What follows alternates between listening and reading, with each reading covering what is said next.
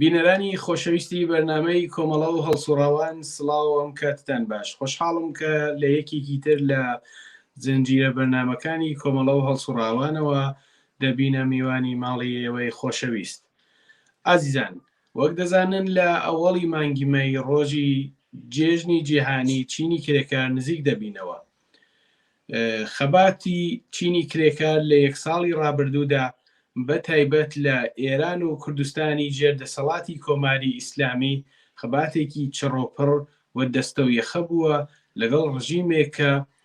ئامادە نەبووە بچووکترین مافەکان بۆ خەڵکی ئێران و بە تایبەت بۆ چینی کرێکار کە پێکهاتەیەکی چەندە ملیۆنی لە خەڵکی ئێران تەشکیلەدات قایل بێت. بەڵام ئەم چینە کەماکان کۆڵی نەداوە بە سیاسەتگەر دژی ئینسانی کۆماری ئیسلامی و هەر ڕۆژە و بە شێوەیەک خەباتی خۆی درێژە داوە. بۆ قسە و باس لەسەر پێشوازی لە ئەوەڵی مانگی مەی و ئەو خواست و ئیستانەی کە کرێکاران چ لە یەک ساڵی ڕابردووە و لە چ لە حاڵی حازردا هەیەە بەنسبەت داواکاریەکانیانە و بەنسبەت بەگشتی بە پێشوازیکردن لە ئەوەڵی مانگی مەی بەرنامەی ئەم جارەی کۆمەڵە و هەڵسوڕاوانمان تەرخان کردووە بەم بابەتە. هیوادارم کە ئێوەش لە درێژەدا مەجالی ئەوەتان هەبێت کە هاوڕێتی ئەم بەرنامە بکەن. تکایە لە درێژەدا لەگەڵمان بن. بەڵێ عزیزان،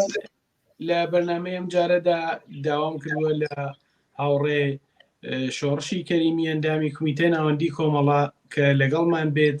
بۆ ئەوەی کە کۆمەڵە هەڵسوڕاوانی ئەم جارەدا کە وەک پێشتر پێم ڕاگەیاندن تایبەتە بە ئەوەڵی مانگی مەی ڕۆژی جیهانی چینی کرێکار وەڵام بە چەند پرسیارێکمان بداتەوە. هاوڕێ شۆڕش سەرەتا بەخێراتیم تەکەم بۆ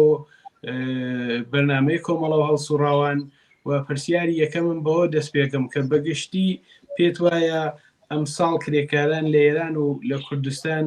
لە چه هەلومەرجێکی سیاسی دیاریکراودا بەرەو پێشوازی ئەوەڵی مانگی مەی ڕۆژی جیهانی چینی کرێکارە چن؟ منی سڵام هەیە لە خزمەتی ئێوە و بینەرانی عزیز تەلەڤیزیۆنی کۆمەڵە. شرایەتی ئەمساڵ بڕاستی شاید بێژم لەمە سەختتریان کرێکارانی ئێران تەجربە نەکردووە. هەنێ تەوەڕۆمێکی لە ڕادەبەدەر تماشا دەکەین لە کۆمەڵگەدا هەیە، فەقرێکی لە ڕادەبەدەر هەیە، گرانبوونی کەلوپەل و پێداویستی ژیان هەیە، کوردکردنەوەی خەدەماتی دەرمانی و بێداشتی و ئەوانە هەیە، گرانبوونی ماڵ و مەسکن و ئەو شتانە هەیە. بە کولی ئینسان دەتوانێت بێژێت یعنێ وەزیەتێکی کۆماری ئیسلامی دروست کردووە. ئیتر ئەگەر پێشووتر قسەمان لە خەتی فەقر و شتانە دەکرد، بەڕاستی هەمووانێ هەموو ئەو مەرزانەی تێپەڕاندووە کرێکاران و زەحمەتکێشان، ئەو کەسانەی کە ساحەوی هیچ پوڵ و پارێک نین، ئەو کەسانەی کە وەسایلی تەولید بەدەستیان نییەوە، تەنیا هێزی بازوویان هەیە کە بیفرۆشن، خەریکن شەڕ دەکەن بۆ ئەوەی کە بتوان بەڕاستی ژیان بکەن. ئەگەر چاو لێ بکەن مەسەڵەن حتا لەو بەشەشدا کۆماری ئیسلامی بە تایبەتی ژیانێکی دروست کردووە کە ئەو کەسانەی کە حازرن بۆ تیکەی نان گیانی خۆشیان بخەنە خەتەر و دەیان خەتەر بە گیان و بە دڵ قبول دەکەن بۆی کە بتوانن تیکەی نانی سەرفرازانە بۆ بنەماڵەکانیان دابین بکەن، ئەوانەش دەداتە بەرگول لەو دەسڕێش. وەستی من لێرە کۆڵبەرانە. ئەگەر چاو لێ بکەین ڕۆژ نییە ئێمە خەبەری کوشتنی کۆڵبەران، چوونە ملمینی کۆڵبەران، لێدان و سوکایەتی بە کۆڵبەران هەمووانە نەبینی. بۆیە وەزیەتێکە ئێستا کۆماری ئیسلامی دروستی کردووە شاملی وەها وەزیەتێکە. بە تایبەتی ئەوزا لە کوردستانە زۆر زۆر خراپترە بە دلیلی ئەوەی کە بە دلیلی ئەو زۆڵمە نەتەوایەتیەی کە لە کوردستانی دەیکا هەلی کارمەرجی کار لێرەدا زۆر زۆر کەمترە بە نسبەتی شوێنهایەکی تر. کرێکاران و زەحمەتکێشان مەجبورن بە شێوەهایەکی جۆرا و جۆر بدونە قەراردادهایەکی بێ ئەوەی کە هیچ قراردادێک بێەوەی کە کارێکی درێژماوەیان ببێ یا مەجبورن بڕۆن بۆ شارهایەکی تر یا بڕۆن هەتا بۆ وڵاتانی دراوسێ بۆی کە بتوانن نانێک بخۆیان پیا بکرد ئەوانەی کە کۆڵ هەڵدەگرن لەسەر و مەرزانەدا ڕۆژانە خەبەرەکانیان دەبینی چۆیان لەگەڵیان بەرخۆرد دەکەن ئەوە وەزیەتی ژیانیانە و لە ئاسۆیشدا یانێ بە تایبەتی بەشێ زۆر لە خەڵکی ئێران و کوردستان بە تایبەتی هەر لە سەرتاوە هیچ هیوایەکی بەو دەسەڵاتە نەبووە بتوانێت ئەم دەسەڵاتە بە ڕێفۆرمێک اقتصادی ئەو مەملەکەتە وا لێ بکە کە لانی کەمی ئینسان بتوانێت زندگیکی زۆر شراکەتمەندانەی هەبێت ئەوانەشی بۆیان نەهێشتووەسەوە بە دەبینین دووسێ مانگ لەمەوە بەر سەدحی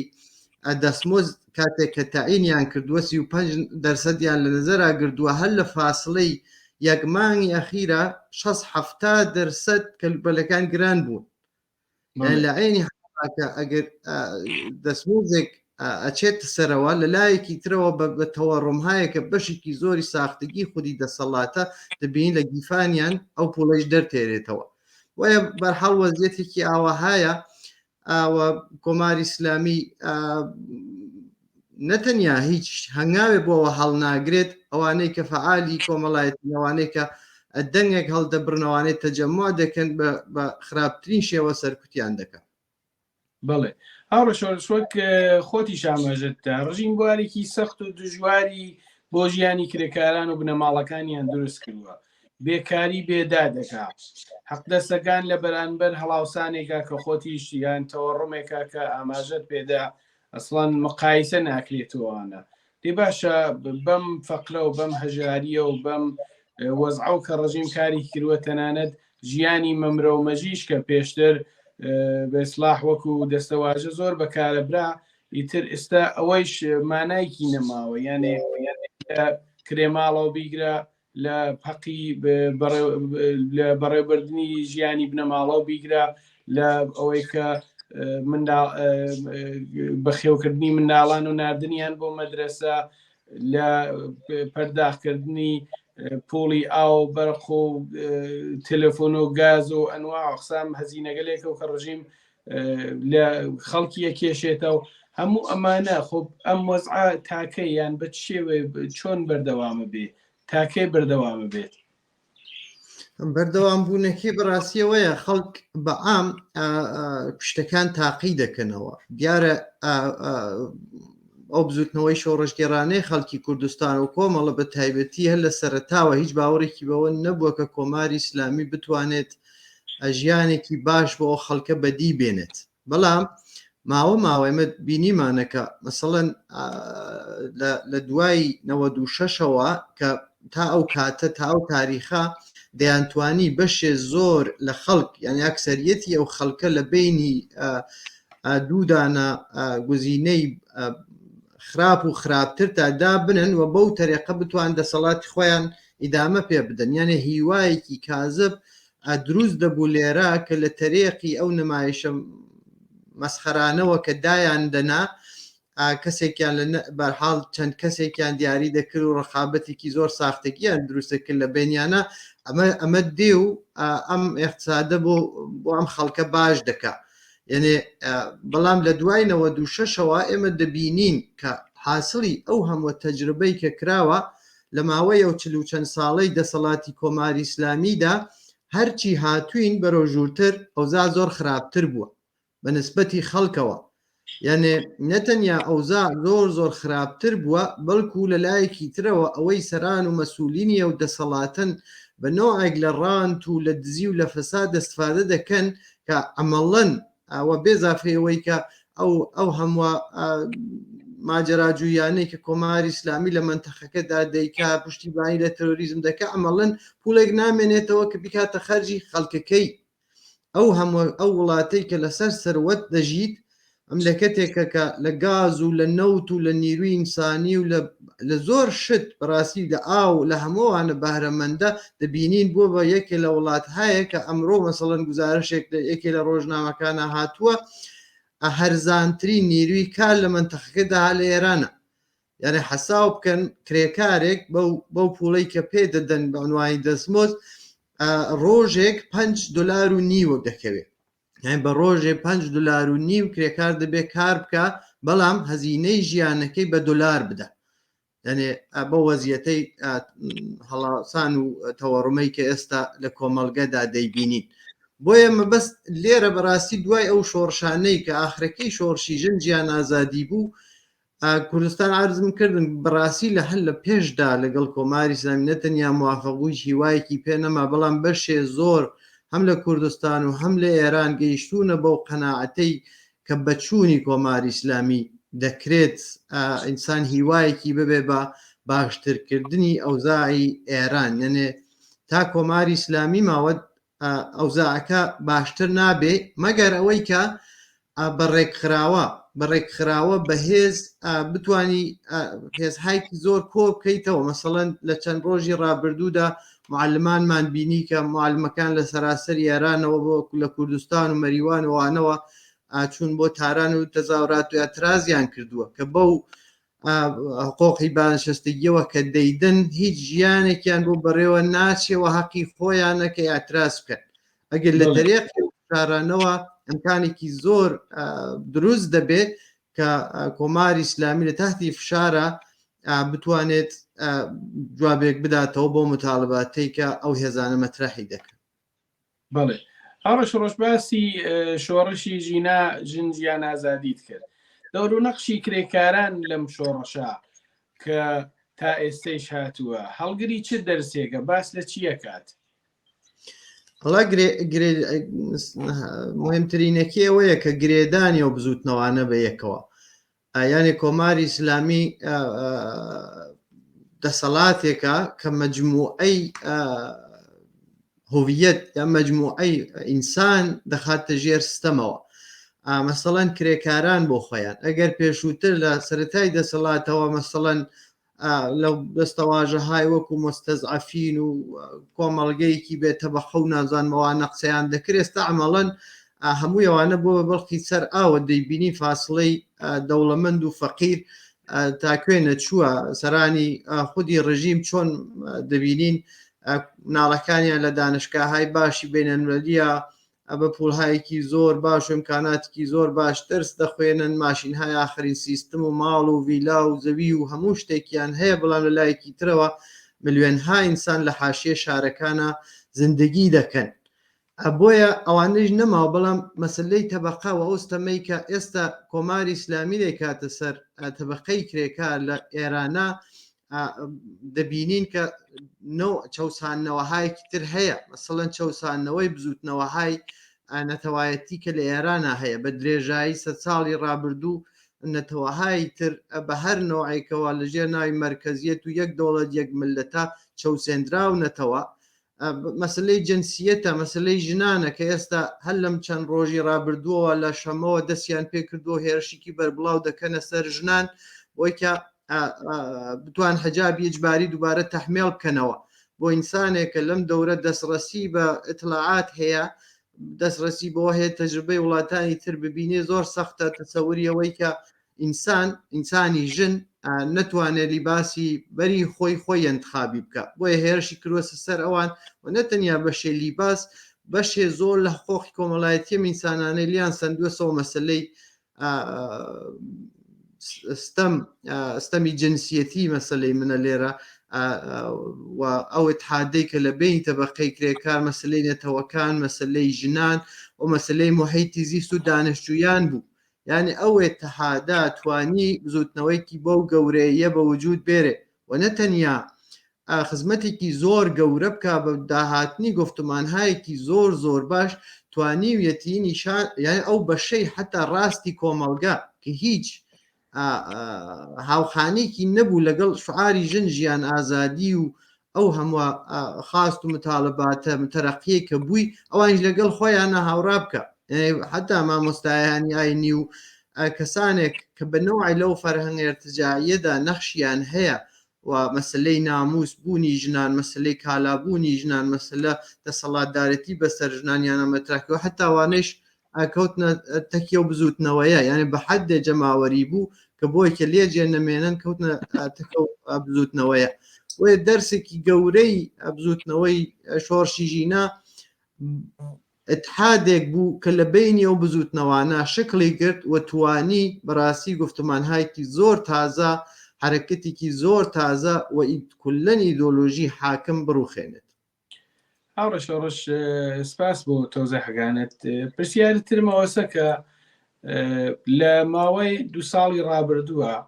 ژمارەیەکی بەرچاو لە هەڵسوڕاوانی بزوتنەوە کۆمەڵایەتیەکان وەکو بزوتنەوەی ژنان، بزوتنەوەی خوێندکاران، جوانان و هەڵسوڕاوانی مەدەنی و هەڵسوڕاوانی کرێکاریش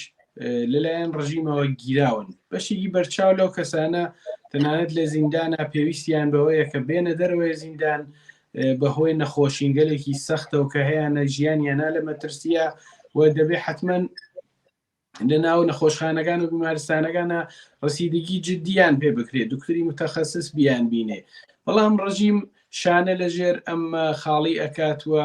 بەردەوام هەوڵ ئەدات کە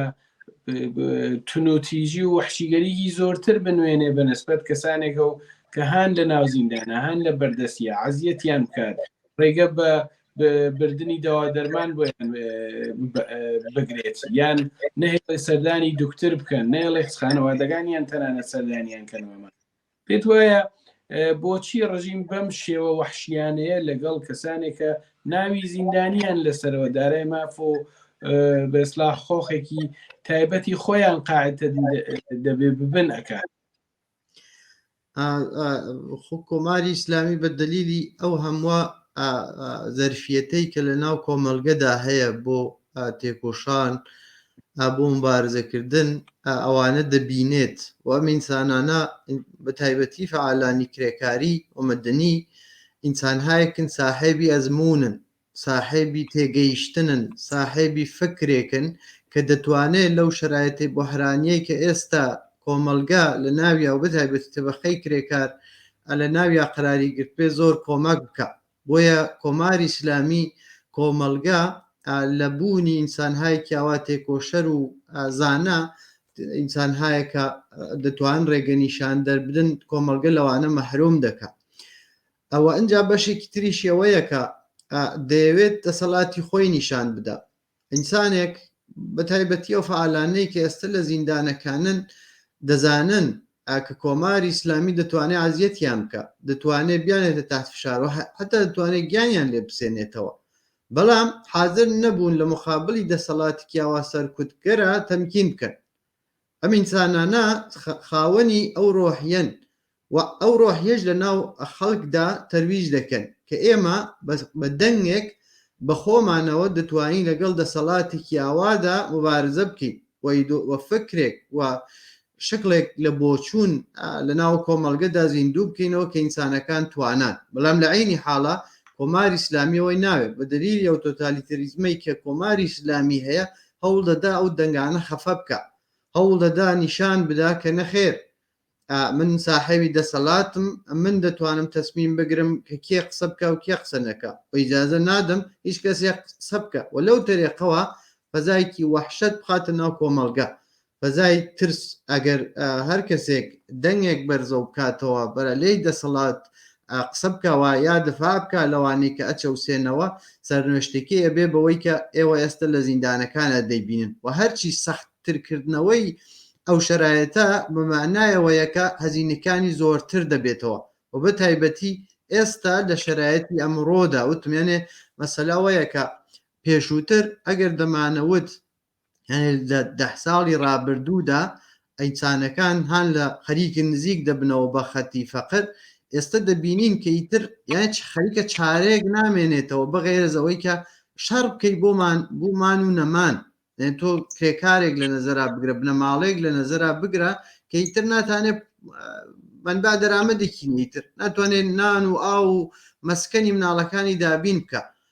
چارەیەکی نییە، بەشێکی زۆریان بەرحاڵ تەسمیم دەگرن کە مبارزە بکەن، هیچ چارێکیان بۆ نامێنێتەوە جگەل لەوەی کە دەست بدەنە مبارزەکردنەوە لەگەڵ ئەو دەسەڵاتە.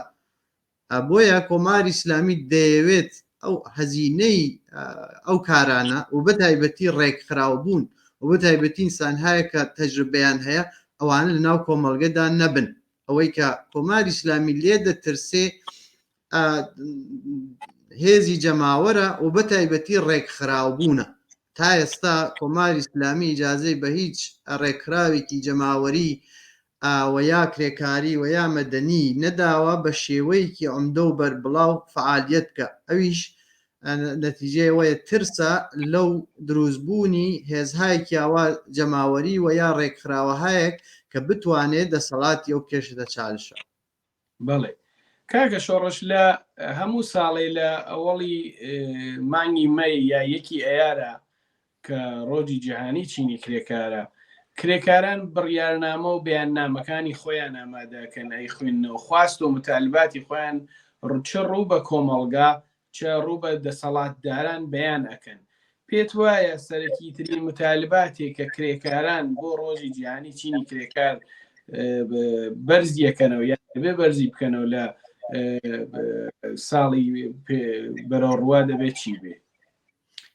بە بڕوای من مەسلەی معیشەتە، یانێ معیشەت حەقی هەموو ئینسانێکە لە ناو کۆمەڵگەدا و بەتایبەتی ئەو بەیاننامانە و یا ئەو کۆبوونەوانە و یا ئەو بەرحاڵ خواست و داواکاریە کە مەترەحی دەکەن دەبێ بتوانێت جەماوەر بەخۆی و ببینێ. ئێمە لە کوردستانە بەتایبەتی ئەو هێزەمان ساڵهایەکی زۆر دوور و درێژە دەبینین کە توانی ئەوەی هەیە ئاکسیۆن بگرێت، ئەمەراسماتی وەڵی مانگی مەی بەرگوزار بکاومانە، بەڵام جەماوەرێکی زۆر نەیتوانی و لەگەڵی ئەرتبات بەرقەرار بکە. یعنی جەماوەرێک کە بتوانێت بیترێت سەر خیابان لەسەر متالباتێکی زۆر زۆر ئەساسی. هەوڵهایەک دراوە و بەشێکی زۆری بەرحاڵ من نامەوێت بڕۆمە ناو بەحسەی کە کۆماری ئیسلامی هیچ وەخت ئیجازەی نەداوە، یانێ ئەگەر زانیوێتی شوێنێک یانی ئیجازەی هیچ تەزاوراتێکی مسالمەت‌ئامیزی نەداوە، دەرنەتیجە ئینسانەکان مەجبور بوون یا فعالینی کۆمەڵایەتی مەجبور بوون کە ئاکسیۆنهایەکی زۆر بەرحاڵ تند و تیژ بەرگوزارکەن، تند و تیژ بەو مەعنا لە لەحاظی زەمانیەوە. بەڵام ئەوەی کە یانێ ئەو نوع داواخوازیانەی کە بتوانێت کۆمەڵێکی زۆر لە خەڵک بگرێتەوە، ئەویش ئەو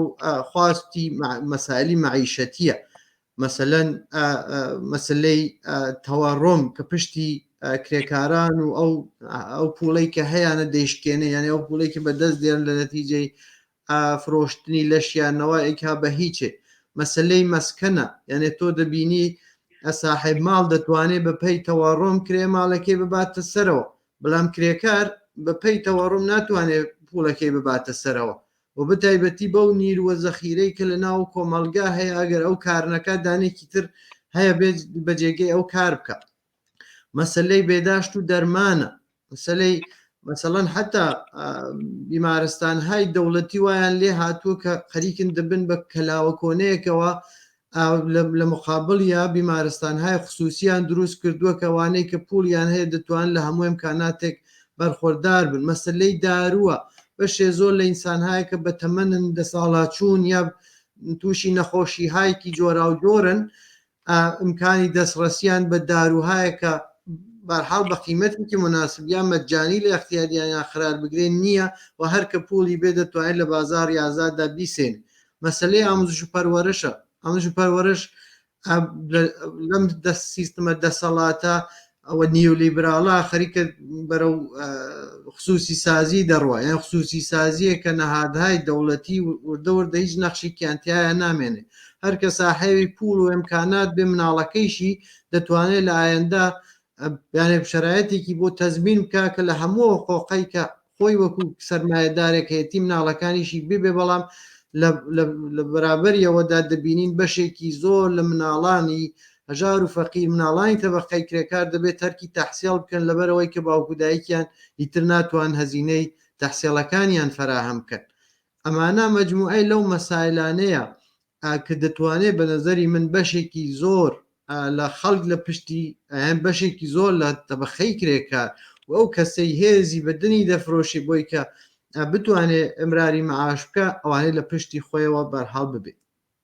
بەڵێ دوا پرسیارمەوەیە پێت وایە بە شێوەیە پێشوازی لە وەڵی مانگی مەی ڕۆژی جیهانی چینی کرێکارە کرێتە ئەمساڵ لە ئێران و بەتایبەت لە کوردستان؟ یەک مەسەلە لێرە هەیە بەڕاستیەوی ژەوەیە کە فعالینی کۆمەڵە داهێنەرانی ڕۆژی کرێکار بوون، یانێ خودی کۆمەڵە داهێنەریەوە بووە چاو کاتێک کە 57 و 58 و 59 حتا لە خراوترین شرایەتیشدا دفاع لە کرێکاران و زەحمەتکێشان ئەوە مەراسماتی ئەوەڵی مانگی مەی داهێنەرەکەی کۆمەڵە بووە. من ناڵێم هەموو فعالی نیشتماعیە و یا فعالینی چەپ و کۆمۆنیست کە ڕۆژی یەکی ئەیار بەرگوزار دەکەن کۆمەڵەین، بەڵام منزوری من ئەوەیە کە ئەو فەرهەنگا لە کۆمەڵەوە سەرچاوی گرتووە. ئێمە دەبێ ئەوە پەرە پێ بدەین و خودی ئەو مێژوەیش پڕ بووە لە دەستکەوتایەکی جۆرا و جۆر جێخستنی ئەو ڕۆژە، خودی مەسلەی تەبەقە و مەسلەی کرێکار و ڕزگاری تەبەقەی کرێکار شتێکی نامۆ نییە لە ناو کۆمەڵگەی کوردستانە. بۆیە ئەو مێژوە دوور و درێژەی لە پشتی خۆی هەیە شێوەهایکی جۆرا و جۆریش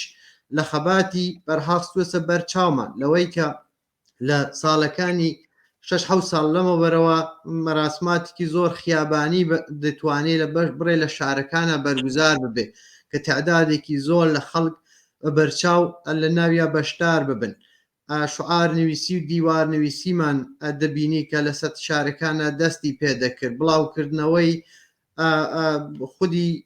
ناوەرۆکی ڕۆژی کرێکار و ڕزگاری تەبەقەی کرێکار و خودی مەسلەی تەبەقە لەو ڕۆژەدا بڕێوە دەچوو. بەرگوزاری گۆڵکەشت و بەحس و جەلەسە و ئەوانەی لەسەر خودی ناوەرۆک و ئەرزیابی لە یەکی ئەیار و کارهایەکە دەتوانێت بکرێت لەو ڕۆژەدا بەڕێوە دەچوو. کردنەوەی ئاگر و هەڵواسینی پلاکارد لە ناو شارەکانە یا لە شوێنهایەکە کە شلۆغە بە مناسبەتی یەکی ئەیارەوە ئەوانە هەمووی دەبینرا.